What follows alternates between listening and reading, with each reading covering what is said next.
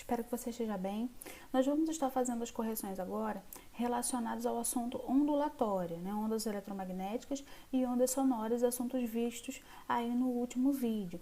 Então, nós vamos estar finalizando essas correções, finalizando também esse assunto para depois partir para uma nova ideia, um novo conteúdo aí nos próximos vídeos, ok? Então, peço que vocês estejam com tudo anotado no caderno, né? Tudo bem organizado também.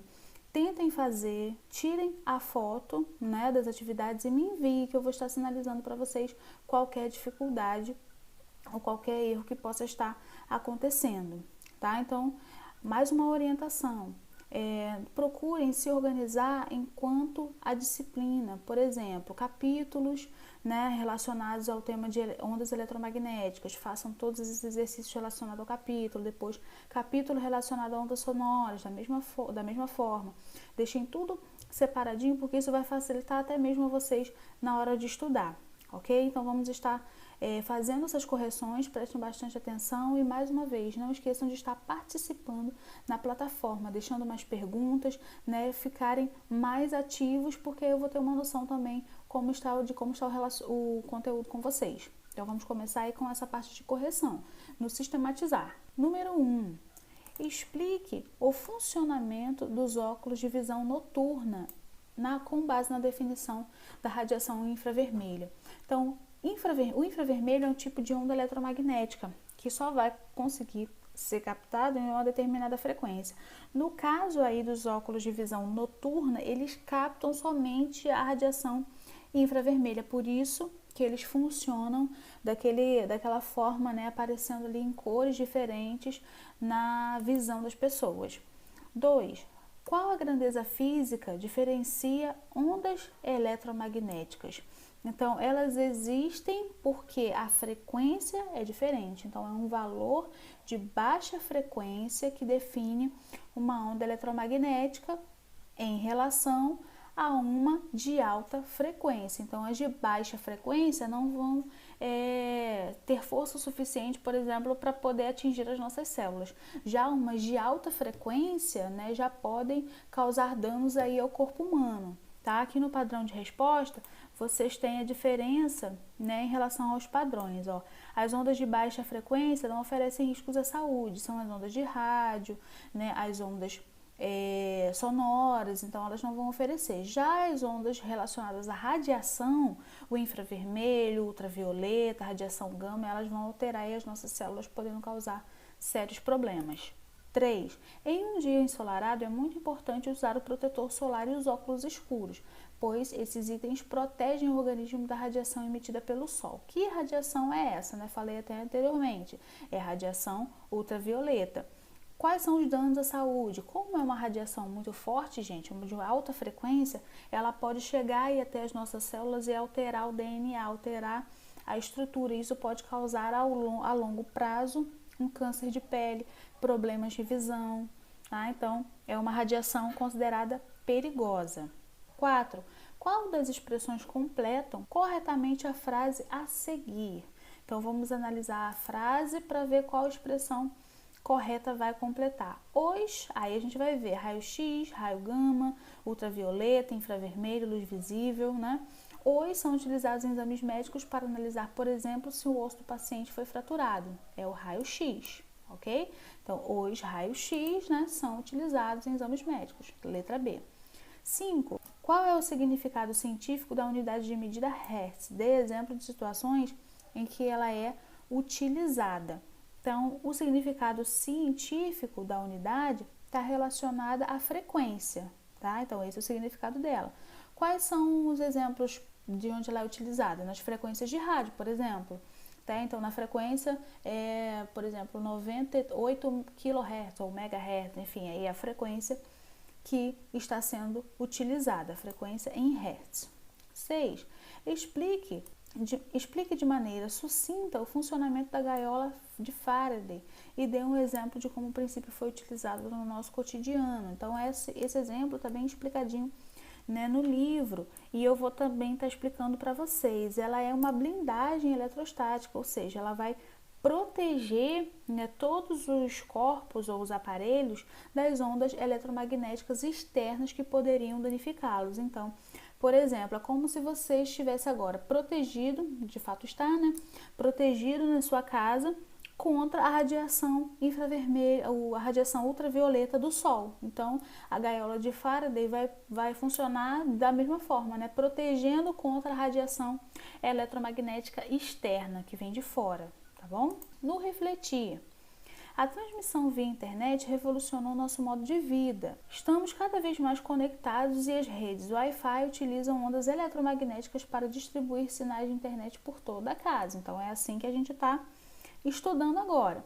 Com base nessas informações, faça o que se pede. Explique a função do roteador no processo descrito acima.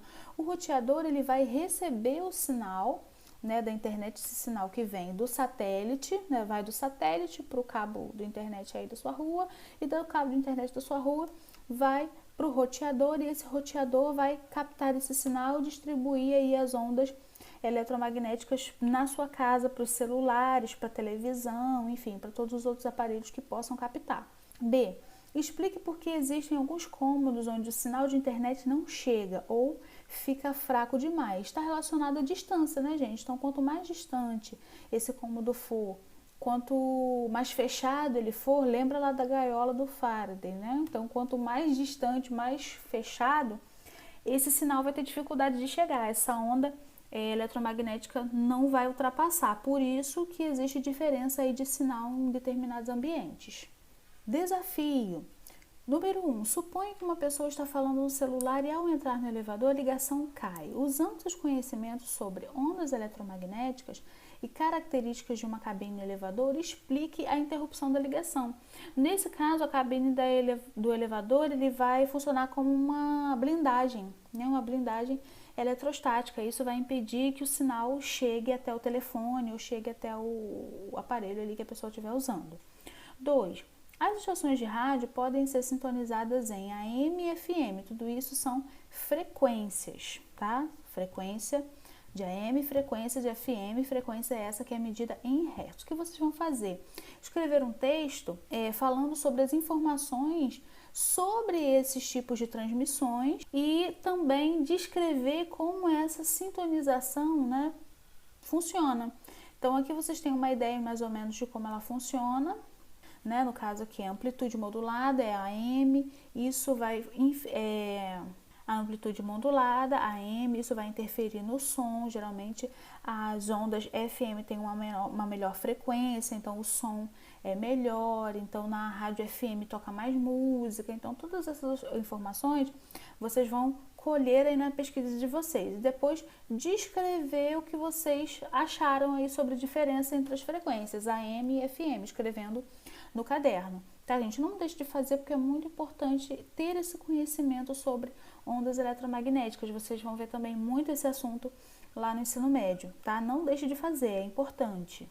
Página 117, falando agora sobre a luz visível, né? Uma parte das ondas eletromagnéticas. Na número 1, nós temos o seguinte: o que se entende por dispersão da luz, em que situação ela ocorre. A dispersão da luz vai ser quando a luz branca ela se divide em outras cores, né? Ela se decompõe. Então, dispersão de luz é a decomposição da luz branca.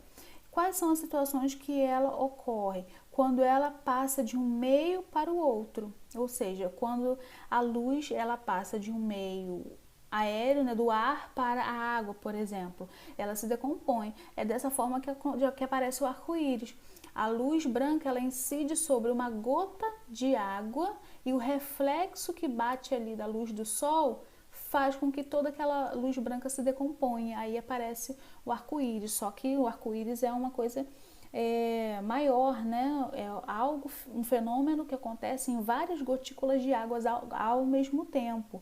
Então ele é um fenômeno grande, mas também está relacionado aí à dispersão da luz. 2. Escreva em seu caderno a alternativa correta acerca do que ocorre com a luz do sol ao passar por um prisma de vidro. O que vai acontecer aqui, gente, é exatamente o que eu expliquei no número 1, a decomposição da luz branca, tá? Então, essa decomposição vai fazer com que se percebam várias cores aparecendo, e essas cores são as cores do arco-íris. 3.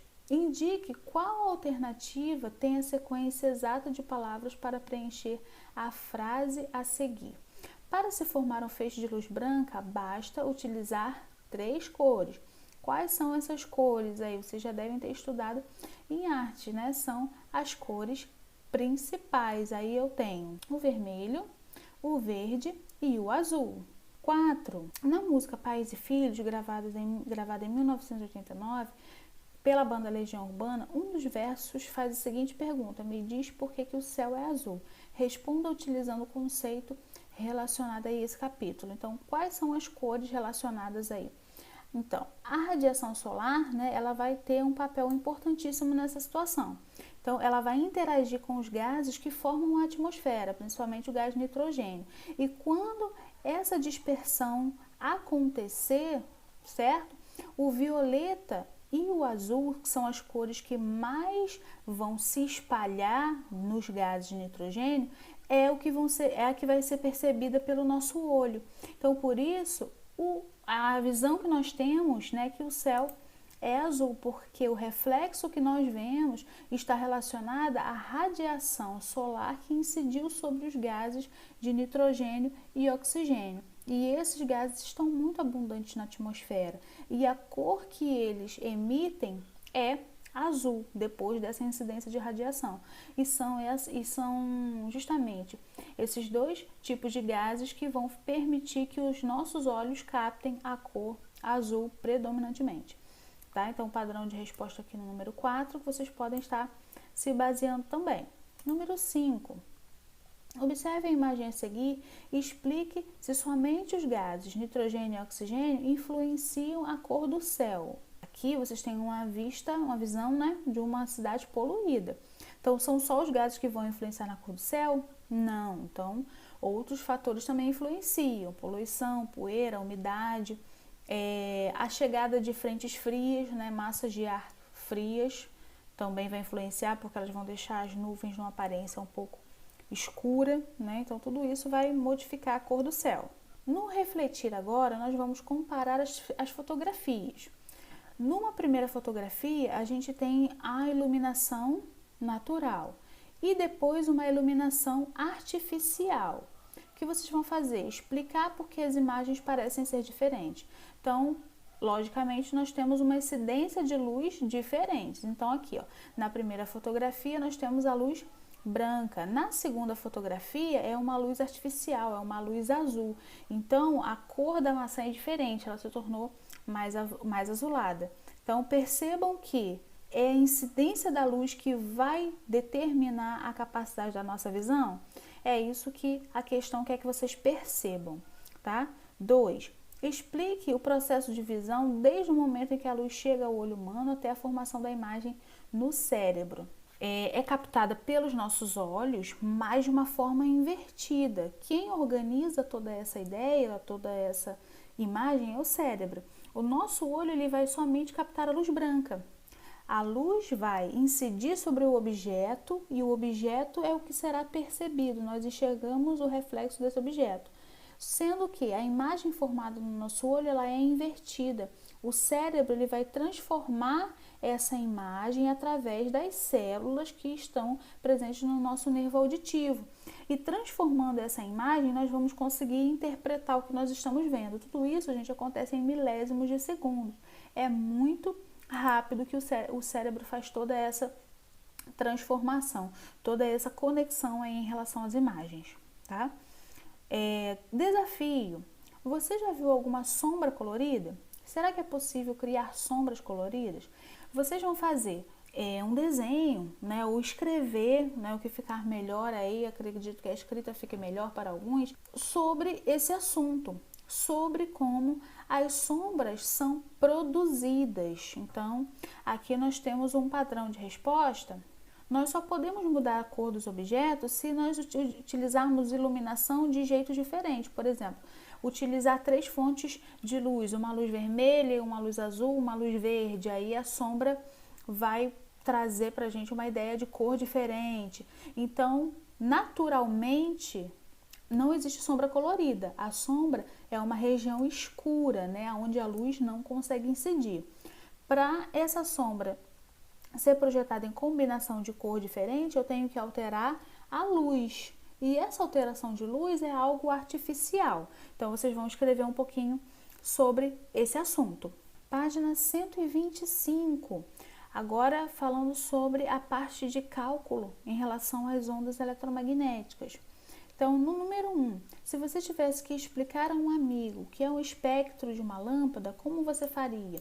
O espectro eletromagnético, gente, ele é um mapa, né, um gráfico, fica melhor assim, que vai mostrar para a gente quais são as faixas, né, as etapas das ondas eletromagnéticas e como elas se comportam. Então, essa é uma explicação mais plausível. Então, o espectro eletromagnético é um gráfico onde mostra o comportamento, as etapas das ondas e principalmente como nós conseguimos enxergar, como nós conseguimos perceber. Tá? Então, o espectro ele serve para isso. Número 2. De que maneira Fraunhofer pôde identificar as substâncias presentes no Sol? Então, o que ele fez? Ele comparou o espectro solar, né? Ele fez esse mapa também da radiação do Sol. Então, no padrão de resposta que nós temos, ele comparou o espectro com as linhas escuras em relação aos gases que existem aqui na Terra. Então, a coincidência das linhas escuras do espectro do Sol e com as linhas do espectro dos gases, ele pôde identificar os elementos presentes no Sol. Então, tudo que estava em relação à Terra e o Sol, em relação à radiação, ele conseguiu identificar através desse espectro.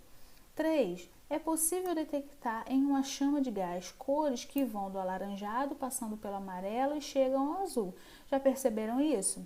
Então, vale a pena prestar atenção. Qual a cor da parte mais quente da chama do gás? Justifique aí a sua resposta. Então, essa chama, por incrível que pareça, é a azulada, é a mais quente. Por quê? É justamente a frequência que está mais alta, tá? Então, por incrível que pareça, a parte azul é a mais quente porque a frequência é mais alta. Número 4.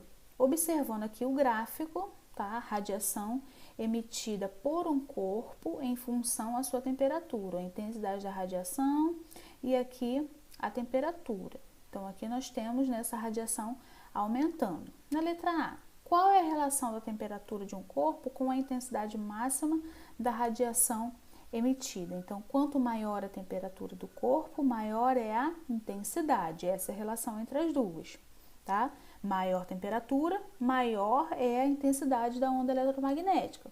B. Em qual temperatura os corpos emitem mais radiação na luz visível? Lembra que a luz visível é aquela que a gente consegue perceber. Então, se eu consigo perceber, está dentro dessa faixa aqui, ó. É a faixa intermediária. Então, a que eu consigo perceber está na temperatura de 6.000 K, né? 6.000 Kelvin. É esse tipo de radiação que eu consigo perceber dentro do espectro da luz visível. Aqui no número 5, uma fonte emissora de faixas de raio-x, pequeno comprimento de onda, tem temperatura alta ou baixa. E um emissor na faixa das ondas de rádio, grande comprimento de onda, tem também uma temperatura alta ou baixa. Qual é a relação aí entre os dois? Então, toda vez que o raio-x for emitido e esse comprimento de onda foi emitido sobre o corpo, a gente sabe que a temperatura é alta. No caso da onda de rádio, essa temperatura é baixa, pois o comprimento de onda é maior, tá? Então, o comprimento de onda maior é baixa frequência, comprimento de onda menor, alta frequência. Então, essa relação aí também tem um fator muito relevante que é a temperatura. Refletir. Lâmpadas a gás se diferenciam entre si pelo tipo de gás utilizado na sua fabricação. Porque o gás determina o padrão que a luz irá emitir. Então, qual é a relação aí entre o gás e a luz? Aqui, ó, o gás no interior da lâmpada será submetido a uma corrente elétrica. E isso fará as moléculas vibrarem e emitirem ondas eletromagnéticas. Então, o tipo de gás vai influenciar no tipo de vibração. E essa vibração vai fazer ondas eletromagnéticas diferentes, em frequências diferentes, tá? Então, por isso que o gás vai estar interferindo.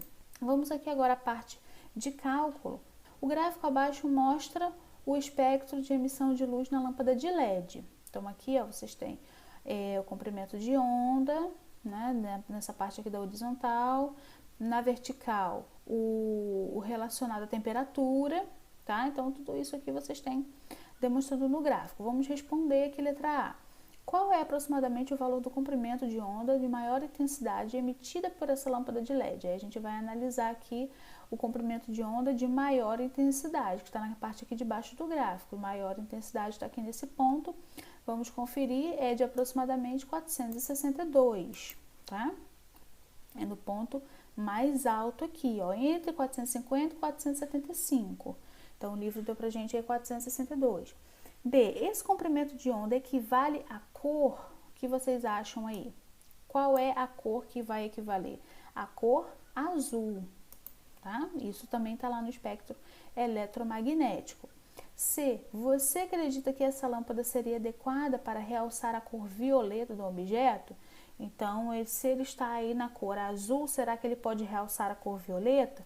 Então, aqui eu tenho dados referentes à frequência que podem me ajudar a saber disso. Então, eu vou aplicar aqui a fórmula, ó, aonde eu consigo identificar os valores relacionados ao comprimento de onda, que são os seguintes: comprimento de onda igual a velocidade dividido pela frequência.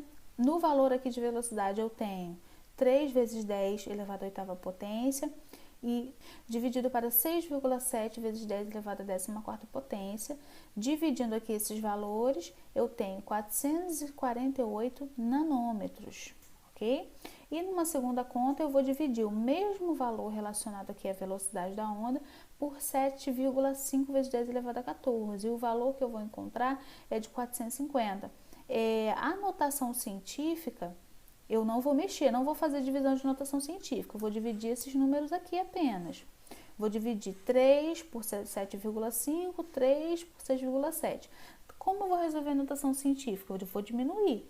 8 menos 14. Aí eu vou ter um valor relacionado à notação científica, tá? 10 elevado a menos 9. Ok? Então, a minha divisão vai ser somente desses valores aqui. Cuidado para não confundir. Então, essa frequência, ela não vai corresponder à parte azul, tá? Ela vai corresponder a outra frequência em relação à parte luminosa. Desafio. Suponha que você precisa iluminar um aquário onde haverá peixes ornamentais e plantas aquáticas. Como o reconhecimento sob o espectro eletromagnético pode te ajudar a usar uma lâmpada mais adequada? Então aqui, ó, o espectro ele vai ajudar a emitir faixas de frequência. Então vai te ajudar a saber qual tipo de luz emite frequências diferentes e iluminações. Essas frequências são as iluminações, né, que vão permitir a visão do objeto que está dentro do aquário. Então, geralmente, as cores que são mais utilizadas são a luz branca, a luz amarela, né, luzes que ampliam bastante a visão, ampliam a refração da luz e permitem que o observador consiga perceber muito bem o que está dentro do aquário. Página 128, panorama. Bem, nós temos aqui, a todo momento somos atingidos por radiações eletromagnéticas das mais variadas frequências. Na letra A, cite 5 fontes de ondas eletromagnéticas que estão presentes no seu dia a dia. Bem fácil essa aí, né, gente? Quais são elas? Eu tenho o sol, a luz do celular, a lâmpada, a televisão, o rádio, o Wi-Fi, todos os outros aparelhos aí que podem ser utilizados.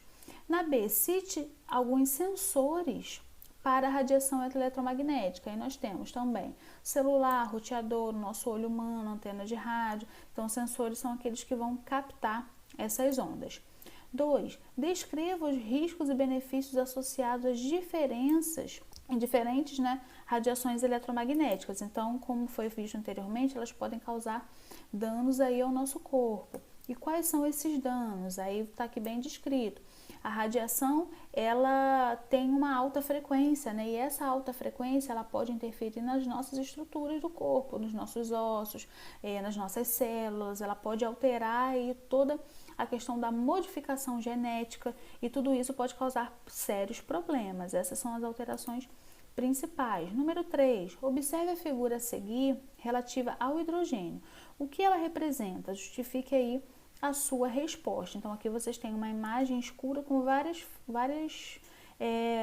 feixes de luz, né? Várias interrupções. O que isso representa?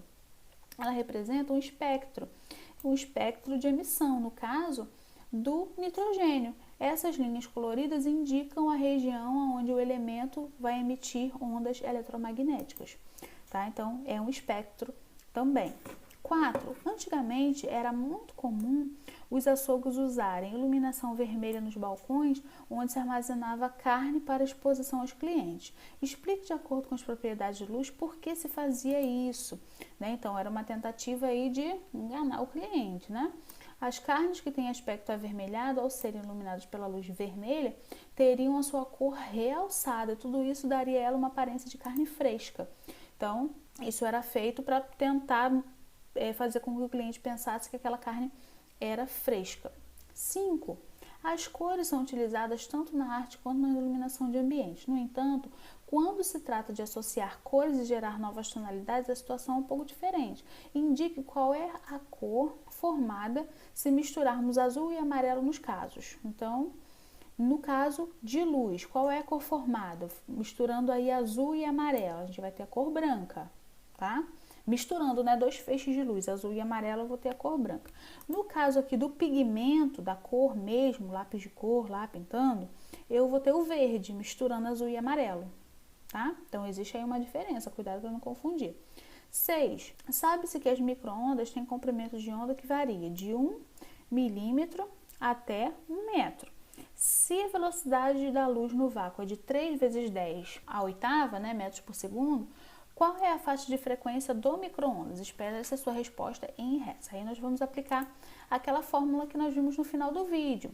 Aqui, ó, utilizando velocidade igual ao comprimento de onda vezes a frequência, eu vou ter um resultado de 0,3 GHz ou 300 GHz. O que eu vou fazer, gente? Eu vou multiplicar aqui os valores. Então, eu tenho comprimento de onda que vale de 1 milímetro até 1 metro, né? Eu vou utilizar aqui o valor do metro, então, porque aqui está em metro também. Eu vou multiplicar 1 vezes 3 vezes 10 a oitava potência. Então, multiplicando aí esses valores, eu tenho ali a minha resposta relacionada a 300 GHz. Então, multiplicando comprimento de onda vezes a frequência, tá? É essa a ideia a ser trabalhada na questão.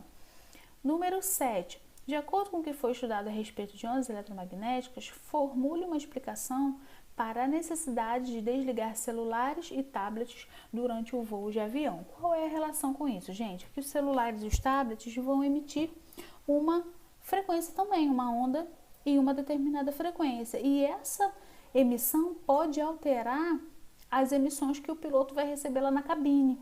Então, tudo isso pode interferir até mesmo no curso, né, da trajetória do avião, pode dar alguma interferência. Então, por isso a importância de estar desligando aí esses aparelhos durante uma viagem, que para vocês a descrição, tá? E a interferência que pode ser causada aí nos aparelhos relacionados à parte de rádio do avião. Número 8, nós temos aqui o seguinte, escreva no caderno a alternativa que completa a sentença a seguir. Aqui nós temos o espaço, é o nome dado ao fenômeno em que a luz branca se divide em outro espaço, cores do vermelho ao violeta. Esse fenômeno é comumente observado no... Primeira palavrinha vai ser dispersão, segunda palavra infinitas e última palavra arco-íris. Então, a dispersão é um nome dado ao fenômeno em que a luz branca se divide em infinitas cores do vermelho ao violeta. Esse fenômeno é comumente observado no arco-íris, tá? Então, o número 8, letra B. Falando um pouquinho agora sobre as ondas sonoras, na página 141. Número 1, sistematizar. Quais são as principais vantagens de se utilizar ondas de rádio como um dos meios de comunicação mais importantes. Então, qual é a vantagem? Então, essas ondas, elas têm uma propagação bem distante, né? Então, elas conseguem chegar a várias distâncias, em uma velocidade bem rápida. Então, por isso que é uma vantagem muito grande utilizada aí pelos meios de comunicação. O rádio é um meio de comunicação forte em relação a isso. 2. Cite 3 exemplos de utilização de ondas de rádio a partir de diversas bandas de transmissão, ou seja, do espectro. Quais são esses exemplos aí de ondas de rádio, né? Nós conhecemos alguns. Então, a transmissão AM, a transmissão FM, a internet sem fio, né? A rádio também é utilizada. Então, ele é um meio de comunicação importante. 3. Qual é a principal diferença entre sinais de onda AM e sinais de onda FM? Todos eles, gente, estão relacionados à frequência. A FM, ela traz uma frequência melhor, digamos assim. Por isso que a maioria das rádios, elas estão na frequência FM. A AM, ela traz uma frequência um pouquinho mais baixa, né? A gente fala frequência modulada. Então, poucas rádios são utilizadas, embora ela seja utilizada mais para reportagens, né, notícias, é uma rádio utilizada muito em notícias, mas a frequência é um pouquinho menor, tá? Por exemplo, ouvir música na AM é mais difícil, é mais comum a gente ouvir música na FM devido à frequência muito melhor. 4. Para uma estação de rádio conseguir aumentar o alcance de transmissão, ela depende de que fatores? Então, um dos fatores aí que nós conhecemos muito bem, o sinal, né? Então, se o sinal para captar essa frequência estiver baixo, a transmissão não vai ser boa. A potência também é importante, mas de todos os dois, o que vai determinar melhor é o sinal, tá? Então, isso funciona também para nossa internet. Às vezes o sinal tá ruim e não pega de jeito nenhum. 5. Qual é o papel da ionosfera? Camada da atmosfera localizada aproximadamente entre 80 km e 800 km na recepção de sinal de rádio. O que tem na ionosfera? A ionosfera tem partículas responsáveis por fazer essa transmissão, por captar esses sinais. São os íons. Os íons vão refletir essas ondas e vão fazer elas serem transmitidas aí por todo o ambiente terrestre, tá? Então, esse é o principal papel aí da ionosfera. 6. Como ocorre a transmissão digital de um sinal de imagem? Então, qual é a maneira, né, que esse sinal é emitido? Como é que a gente vê a imagem aí no celular? Como é que a gente vê o vídeo? Tudo isso está relacionado a um código. E esse código numérico é que vai determinar essa transmissão, tá? Ele é chamado de código numérico ou código binário, tá aqui, ó, no padrão de resposta. Tá bom? Vamos aí à parte do refletir. Número 1. Como os satélites de telecomunicações poderiam facilitar uma ligação de celular feita de São Paulo para o nordeste do país ou mesmo para o Japão? Então, eles poderiam reenviar os sinais para os aparelhos e isso não é feito hoje, né? Esses sinais não são reenviados. Eles apenas permitem a liberação do sinal, mas eles não enviam. Então, por isso que às vezes existem falhas nas ligações. 2. As ondas de rádio na faixa AM funcionam entre essa frequência aqui, ó, 500 kHz a 1600. Já as frequências de FM, elas funcionam entre 88 MHz e 108 MHz. Estão vendo que kHz é maior que MHz, tá? Nesse caso, que fatores podem influenciar o alcance das rádios que operam na faixa AM, de modo que ela seja superior ao das rádios com frequência FM? Nesse caso, os sinais que têm a frequência AM, eles são um pouco mais fracos, eles conseguem ser desviados facilmente caso encontre algum obstáculo. O sinal de frequência FM ele é um pouco mais forte, mais resistente, por isso que ele consegue chegar a um alcance maior. Então, essa aí é a diferença e por isso que um pode ser superior ao outro. 3. Porque quanto mais nos afastamos de uma antena emissora de uma onda de rádio FM, menor costuma ser a qualidade da recepção no final. Está relacionado à distância, né, gente? Então, quanto mais próximo nós estivermos do emissor do sinal, melhor vai ser a nossa recepção. Então, toda vez que a gente se distancia do sinal, a recepção vai diminuir, tá? 4. Explique com suas palavras como ocorre o processo de transformar uma imagem em uma informação de modo que pudesse ser transmitida numa onda e posteriormente ser vista por pessoas. Toda imagem, gente, ela é um tipo de informação, concordam comigo? Sendo que para transformar essa informação em uma onda, ela tem que ser captada por um sinal, tem que ser captada por uma antena. Essa antena é que vai transformar essa imagem para um meio de televisão, por exemplo, um meio de internet. E aí ela vai também, ao ser transformada, se tornar em um tipo de onda. Tá? Então, toda informação, toda imagem, desculpe, ela é uma informação também, sendo que ao ser captada por um meio de transmissão, uma antena, né, um vídeo, enfim, ela vai se transformar também em onda eletromagnética. Desafio, vamos pensar um pouquinho sobre ele. Nesse desafio, a ideia é fazer uma transmissão de rádio para as cidades A e B. E para isso é necessário colocar uma antena de transmissão em um determinado local. E essa questão quer saber de vocês qual é a melhor posição para se colocar essa antena. Se ao lado da cidade A ou em cima da montanha. Então, observando um pouquinho, a gente já consegue perceber que se eu quero fazer uma distribuição boa de sinal, tanto para a cidade A quanto para a cidade B, o ideal é que eu coloque essa antena de transmissão no alto da montanha, porque quando ela estiver aqui no alto, eu vou conseguir fazer minha transmissão tanto para um lado quanto para o outro, pois essas ondas sonoras elas vão se propagar sempre em linha reta. Tá? Então, essa é a ideia proposta aqui de resposta para o desafio. Então, finalizamos aí essa parte de ondulatória, que são ondas eletromagnéticas e ondas sonoras. Então, treinem bastante essas questões, principalmente lá aquela última parte do vídeo, onde tem um modelo explicando como você faz o cálculo. Preste bastante atenção naquele esquema. E participem mais sempre que puderem da plataforma, deixando perguntas, dúvidas e fazendo o envio das atividades. Tá bom, gente? Então, tchau, tchau. Até os nossos próximos vídeos e ótimos estudos para vocês.